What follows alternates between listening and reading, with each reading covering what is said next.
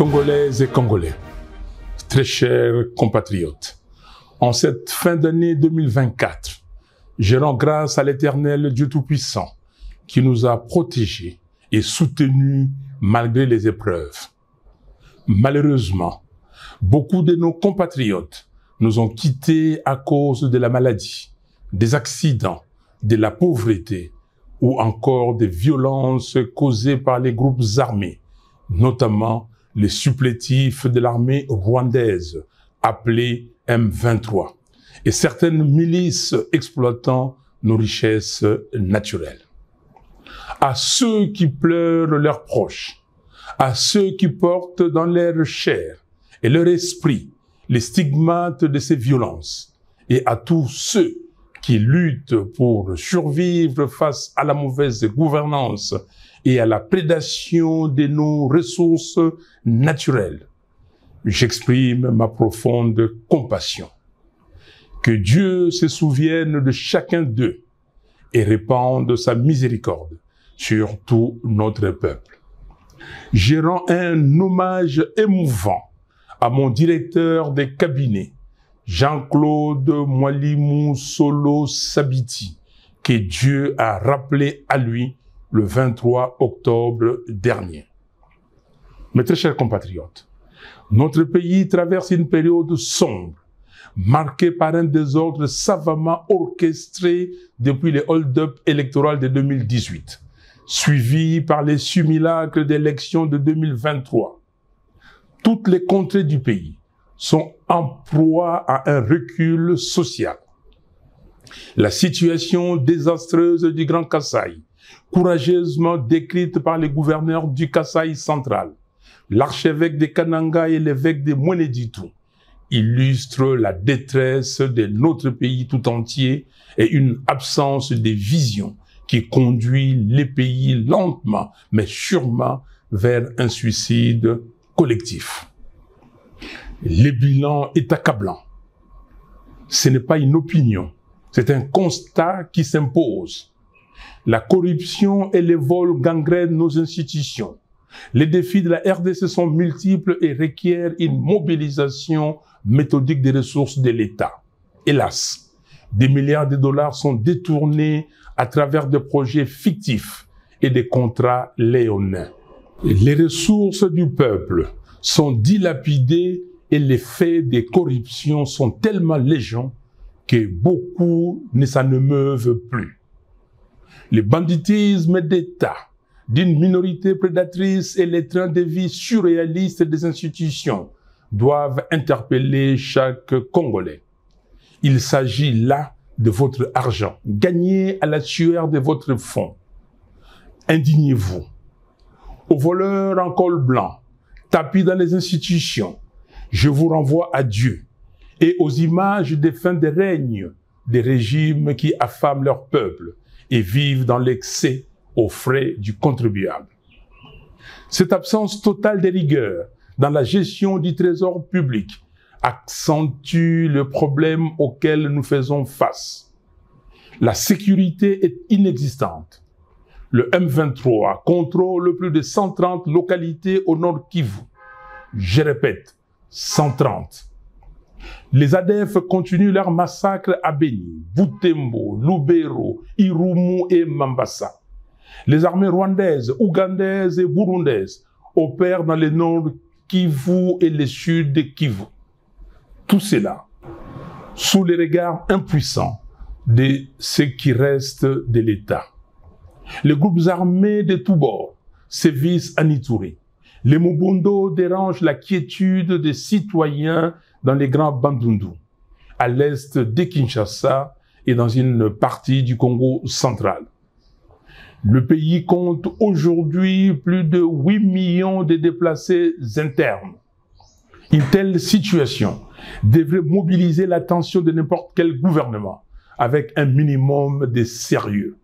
Chez nous, le sujet est traité avec une légèreté déconcertante et les champagnes coulent à flot au sommet d'un État failli et faible. Notre armée est abandonnée.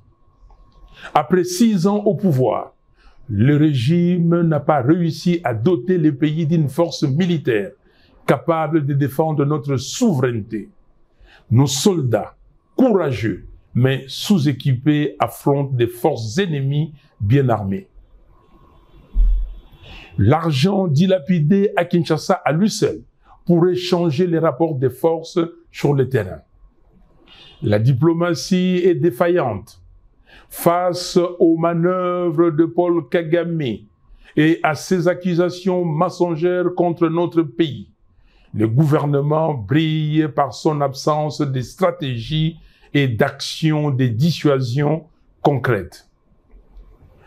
Nous sommes réduits à des slaves lyriques qui frisent la comédie et dénoncent un manque de sérieux qui rassure l'ennemi sur les faibles capacités intellectuelles de son adversaire.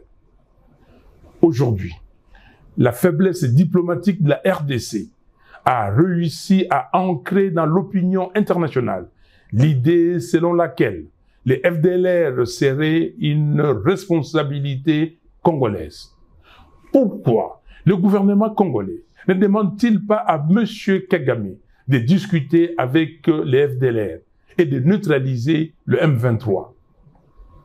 Là où ça blesse, c'est qu'en pareille circonstance, il paraît évident que tout leader censé chercherait un temps soit peu à tisser les liens entre citoyens et favoriser la cohésion nationale. Mais non. Le tribalisme primaire du régime divise notre nation. Nous observons un repli identitaire au sommet de l'État, avec une opposition constante entre les frères dits de sang et les autres compatriotes. Une seule tribu bénéficie des nominations privilégiées dans les postes étatiques. On constate également des flux migratoires savamment orchestrés vers Kinshasa et Lubumbashi dans le but de renforcer une influence tribale et de déstabiliser les manifestations de l'opposition et de la résistance. Nous refusons que nos frères et sœurs soient instrumentalisés à des fins machiavéliques et purement politiciennes. En parallèle de tous ces maux, la pauvreté explose. Plus de 80 millions de Congolais vivent dans une des pauvretés les plus abjectes de la planète. Depuis 2019, la dépréciation du franc congolais a considérablement aggravé la situation, rendant la vie insoutenable pour les familles congolaises. Le constat est sévère. L'éducation et la santé s'effondrent.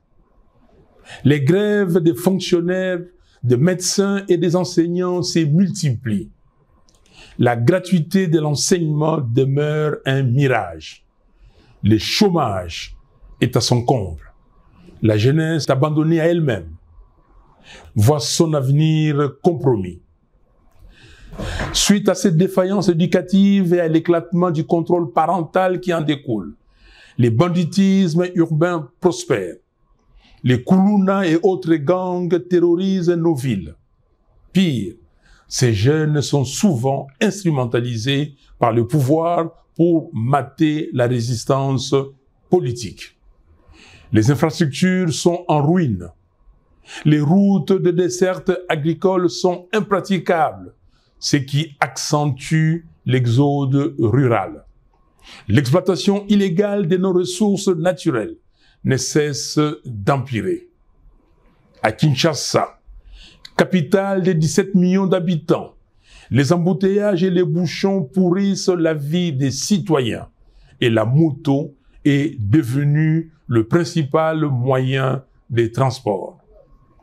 Les coûts en termes de perte de productivité se chiffrent par centaines de millions de dollars. Encore une fois, il ne s'agit pas là d'une opinion. Chaque Congolais constate ces réalités dans sa vie quotidienne. Les droits humains sont piétinés. Les opposants, activistes et journalistes sont enlevés, arrêtés et emprisonnés arbitrairement. Pour preuve, le 10 septembre dernier, Monsieur Jures Manzanza, membre de l'ESID, a été lâchement abattu par un policier devant le siège du parti et son corps est encore à la morgue. Aussi, 3 membres du parti, Madame Aimé Tabala, Monsieur Océan Lusanga Moulopo et Pierre Ngadiadia ont été enlevés le dimanche 22 dernier pour une destination inconnue jusqu'à présent. Face à ces bilans désastreux, l'honneur aurait depuis longtemps imposé la démission. Il n'y a aucune honte à regarder ses concitoyens en face et admettre son incapacité face aux problèmes multidimensionnels auxquels fait face le pays. Comble du drame. Dans ces contextes désastreux, le régime choisit une fuite en avant, en ouvrant de manière inopportune le front d'un éventuel changement ou d'une révision de la Constitution. Cette initiative hasardeuse survient à un moment où le pays est en guerre et perd chaque jour des pans entiers de son territoire. Elle constitue une démonstration supplémentaire du suicide collectif dans lequel le régime veut entraîner le pays. Les mots ne peuvent pas décrire à quel point je suis révulsé de voir une telle absurdité encouragée par certaines élites, des flatteurs qui vivent aux dépens de l'État. Il s'agit là d'une énième distraction et les Congolais le savent. Nos priorités sont ailleurs. Chers compatriotes, nous ne laisserons pas cette tentative de manipulation aboutir. En ce temps de crise, il n'y a ni nécessité, ni opportunité pour un tel projet. Ce que le peuple congolais attend, ce ne sont pas des modifications constitutionnelles opportunistes et intempestives, mais des actions concrètes et courageuses pour relever les défis cruciaux auxquels notre pays est confronté. Ce n'est pas la Constitution qui empêche le régime d'honorer toutes les promesses fallacieuses qu'il a faites au peuple. La Constitution n'empêche pas de doter nos forces armées de moyens efficaces. La Constitution n'empêche personne de libérer les 130 territoires. La Constitution ne donne pas non plus les droits de dilapider les deniers publics.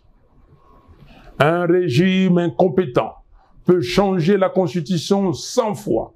Les mêmes mots produiront les mêmes effets. Il y a problème d'hommes, pas de texte. Nos efforts doivent être concentrés sur 4 priorités. Restaurer l'intégrité territoriale. Mettre un terme à la guerre menée par le M23 et les forces étrangères afin de libérer nos terres et de restaurer la souveraineté nationale.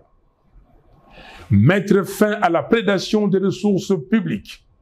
Réduire les trains de vie excessifs des institutions et mobiliser les fonds nécessaires pour renforcer notre armée, financer des infrastructures essentielles et améliorer les conditions de vie des Congolais. Construire un véritable état de droit, garantir le respect des droits humains, la justice et l'équité pour tous. Préparer des réformes institutionnelles ambitieuses, réviser la loi électorale, restructurer la commission électorale et la Cour constitutionnelle, afin de créer les bases d'élections véritablement transparentes, crédibles et apaisées. Voilà pourquoi, chers compatriotes, je réitère mon appel à nos pères spirituels pour réunir, dans le cadre du processus de Kinshasa, toutes les parties prenantes autour du thème « Vérité, réconciliation, cohésion nationale » afin d'œuvrer pour un Congo libre, fort, digne et prospère. Nous appelons la SADC, l'Union africaine et les Nations unies à soutenir le processus de Kinshasa pour faire avancer celui de Luanda. J'exige la libération de Jamal Kabound, Seth Kikuni, Mike Mukebai, Jackie Ndala, du député provincial Alain Siwako, du député honoraire Jean-Paul Ngangondi, des militants pro-démocratie, Delgate Idengo, Mwamicho Ndungo King, Fiston Isambiro, Jimmy Nziali, Zarko Sefo, des 3 membres de l'ESID et de tous les autres prisonniers d'opinion. Les régimes doivent cesser les intimidations et les arrestations arbitraires. Peuple congolais, comme en janvier 2015, mobilisons-nous pour dire non au changement de la Constitution, non à la présidence à vie en RDC. Je demande instamment à M. Félix Tshisekedi de cesser le mensonge, la manipulation et la démagogie.